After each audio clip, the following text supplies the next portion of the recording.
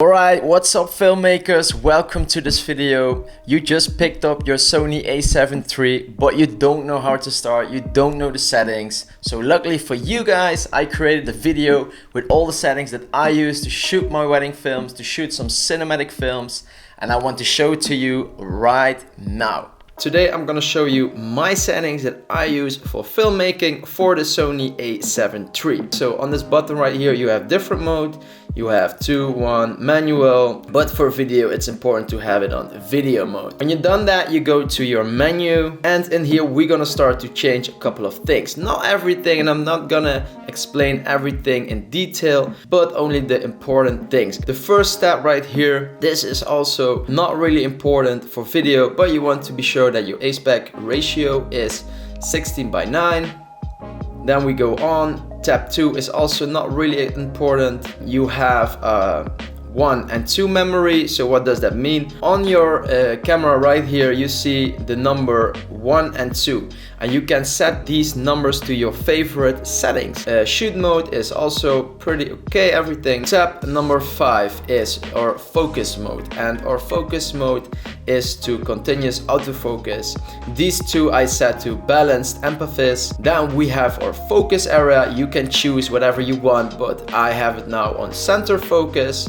Then this is also not really important. Tab 6, also not really important.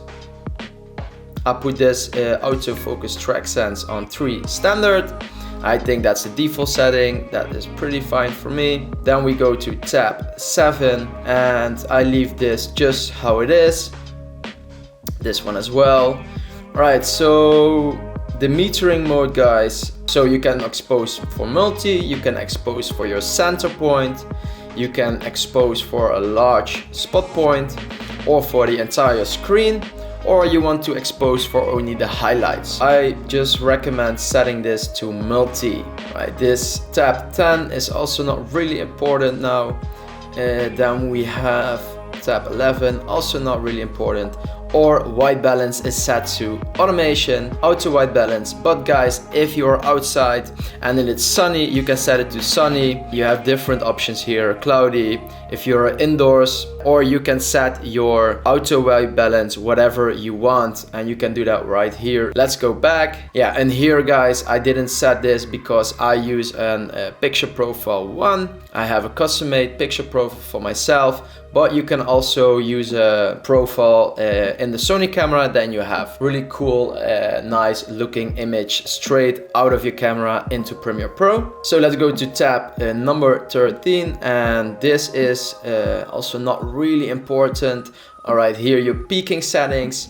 What does peaking settings mean? So let's turn this on, then I can show you what I mean.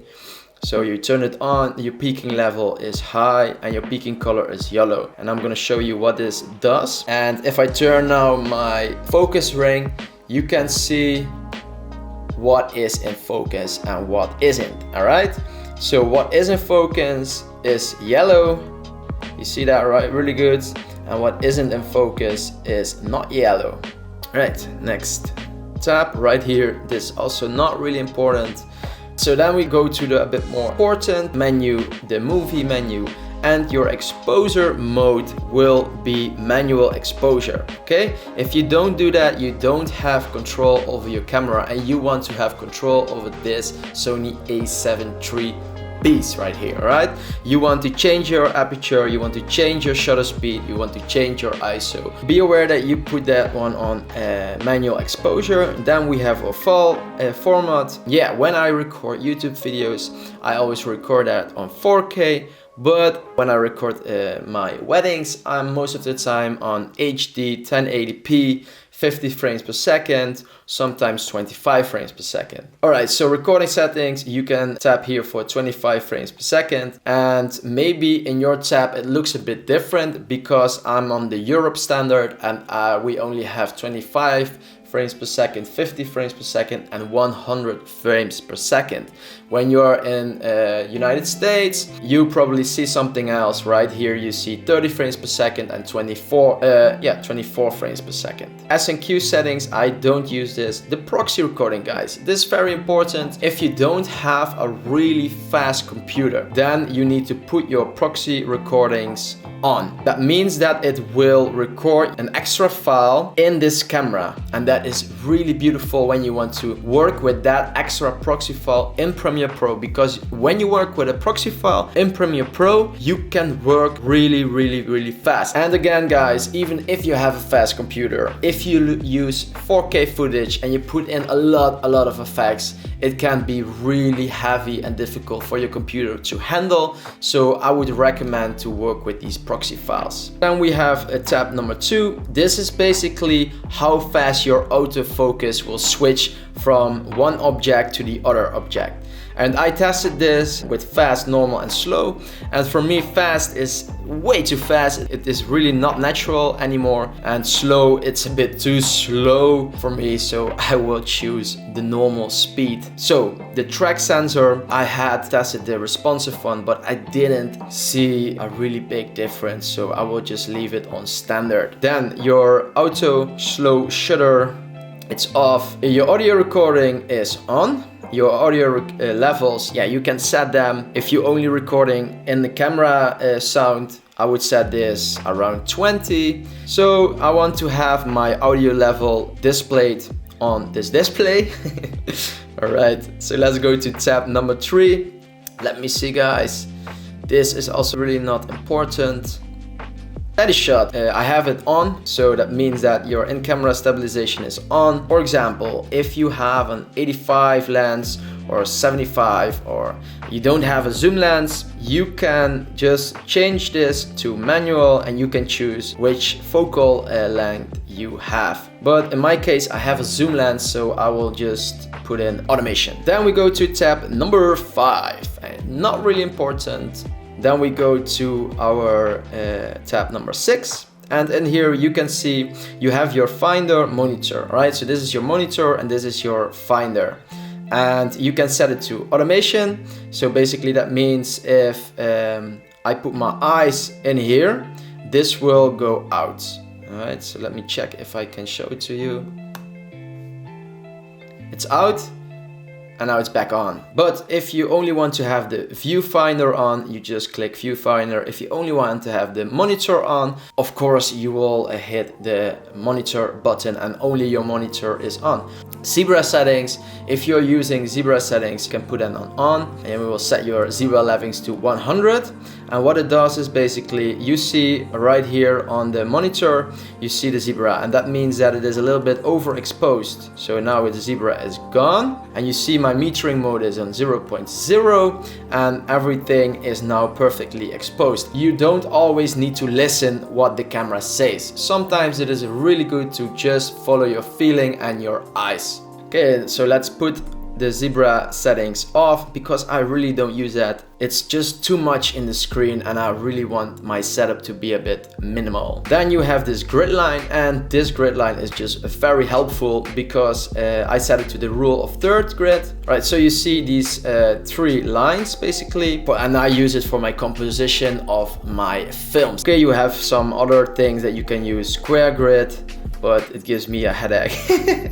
It's a lot, and yeah, this one is also really not my style, and then you can put it off, but I like the rule of third. And then we go to tab 7, not really important. All right, this one is really cool, guys, and now you want to listen carefully because you can have some cool setup customized keys on your camera, because when you're shooting you want to set up everything really quick. And how can you do that? So the first one is for your stills, the second one is for your videos, and the third one is for your playbacks. But guys, I just created everything for the stills, but also for videos, pictures, everything.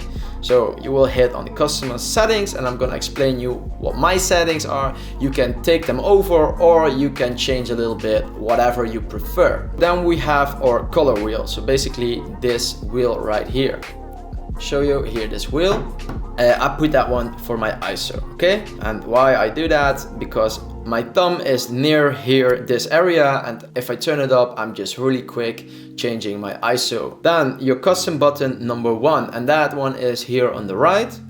And I put that to my white balance. So when I'm, for example, shooting outside, bam, and I can choose my white balance in here. Then I go to button number 2, and that is your autofocus manual focus control toggle. All right, and what this is, guys, is very cool. I'm gonna show you right now. All right, so I enable C2, and you see that my autofocus is enabled. All right, so I have it set it to center focus, and just want to be sure that it is in center. So now I'm sure the stone is in center.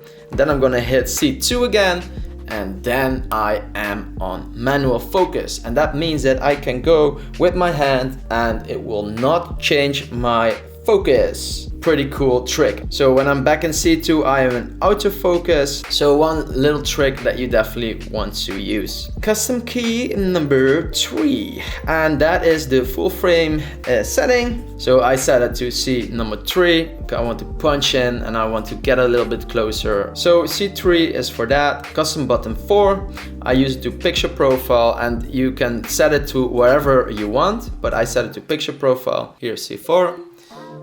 If I do that, I am straight to my picture profiles. Yeah, tab 2, multi selection center button is my focus standard. So it will get into focus right here. All right, then we go to your center button. Then I go to my focus mode. So center button right here, click on this one. I go to my center button.